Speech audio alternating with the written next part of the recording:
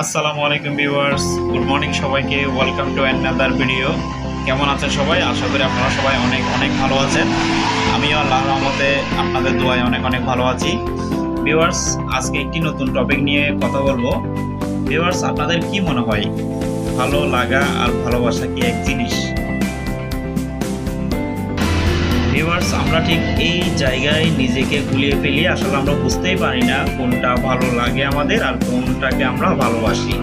Viewers, আমি famous একটি উক্তি দিয়েই আমার কথা শুরু করছি। আগে দর্শনদারি, পরে গুণ বিচারি।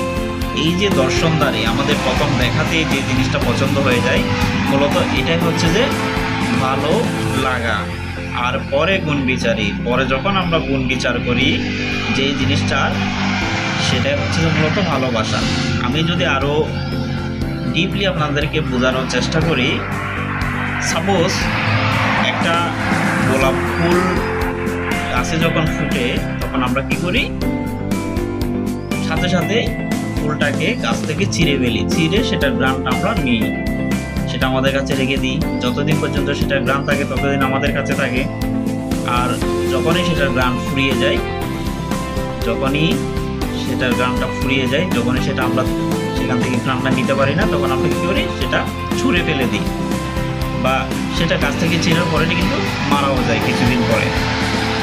এই জিনিসটাতে আপনি কি মনে হয়, আপনি কি গোলাপ ফুলকে ভালোবাসেন? মোটেও না। আপনি গোলাপ ফুলকে জাস্ট পছন্দ করেন, আপনার গোলাপ ফুল জাস্ট ভালো লাগে, এই জন্য আপনি গাছ থেকে ছিঁড়ে সেটার গ্রানটা আপনি নিয়েছেন। যতদিন পর্যন্ত সেটার গ্রান ছিল ততদিন সেটা আপনার কাছেই ছিল, আর গ্রান যখন শেষ হয়ে গেছে সাথে সাথে আপনি ছুঁড়ে ফেলে দিয়েছেন। ঠিক এই জিনিসটা আমাদের পার্সোনাল লাইফেও হয়। আমরা আসলে দর্শনদারি, প্রথম দেখাতেই যে জিনিসটা আমরা পছন্দ করি বলি, সেটাকে মনে হয় আমরা ভালোবাসি। আদতে আমরা এটাকে ভালোবাসিই না। এটা হচ্ছে যে জাস্ট আমাদের ভালো লাগা, জাস্ট আমাদের ভালো লাগা। আমি এই জিনিসটাকে এই জন্য বোঝাচ্ছি, আপনি যদি গোলাপ ফুলকে আদতে ভালোবাসতেন, তাহলে কিন্তু আপনি গাছ থেকে ফুলটা না ছিঁড়ে আপনি কি করতেন, ওই গোলাপ ফুলের গাছে পানি দিতেন, যত্ন করতেন। আশেপাশে যদি কোনো আগাছা উঠতো, সেগুলাকে ছিঁড়ে গাছটাকে বড় হওয়ার জন্য সহযোগিতা করতেন।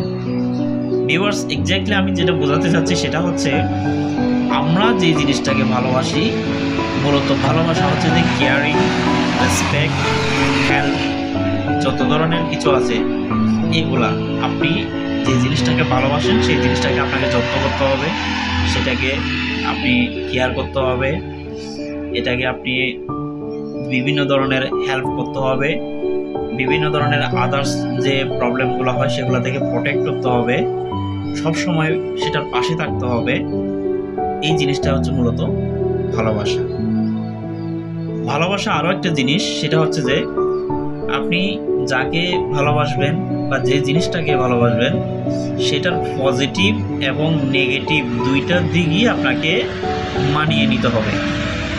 মানেটা হচ্ছে, যেমন আমি যদি গোলাপ ফুলকে ভালোবাসি, তাহলে আমি গোলাপ ফুলকে যত্ন করব, গাছে পানি দেব, গাছটাকে বড় হওয়ার জন্য ট্রাই করব, একটা ফুল থেকে যেন আরও ফুটে সেজন্য আমি ট্রাই করব।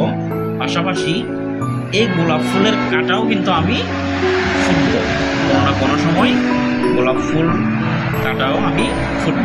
এই যে গোলাপ ফুলের কাঁটাটা আমি ফুটব, এই জিনিসটাকে মানিয়ে নিয়ে গোলাপ ফুলকে আমি ভালোবাসবো। চলেন এবার পার্সোনাল লাইফে চলে আসি। পার্সোনাল লাইফেও কিন্তু আমাদের ঠিক সেম, আমাদের পারিবারিক, সামাজিক, বন্ধুত্বের মধ্যে পজিটিভ এবং নেগেটিভ দুইটা দিকই থাকবে। কারণ কোনো মানুষই ভুলের ঊর্ধ্বে না।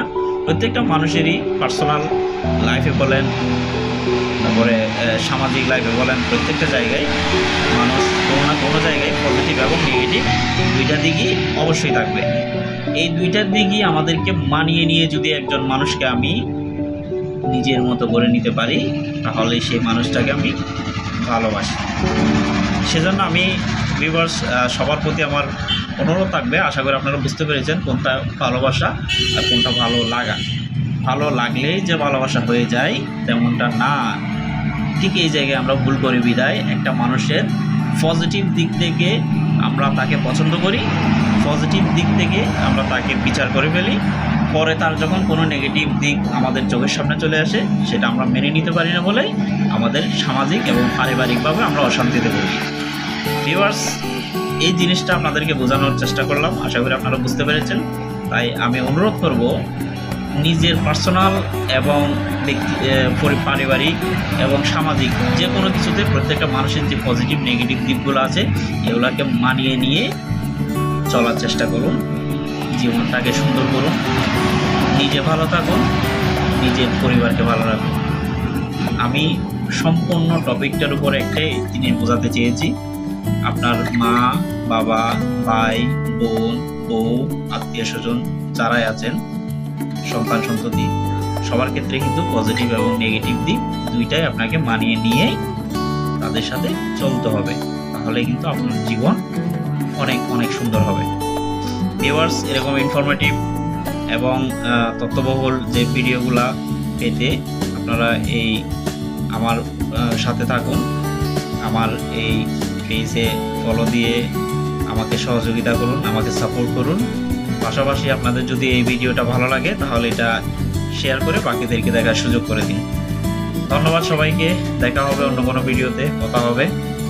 সবাই অনেক অনেক ভালো থাকবেন, সবার জন্য অনেক অনেক দোয়া ও শুভকামনা রইল, আমার জন্য সবাই দোয়া করবেন। ধন্যবাদ সবাইকে, আসসালামু আলাইকুম।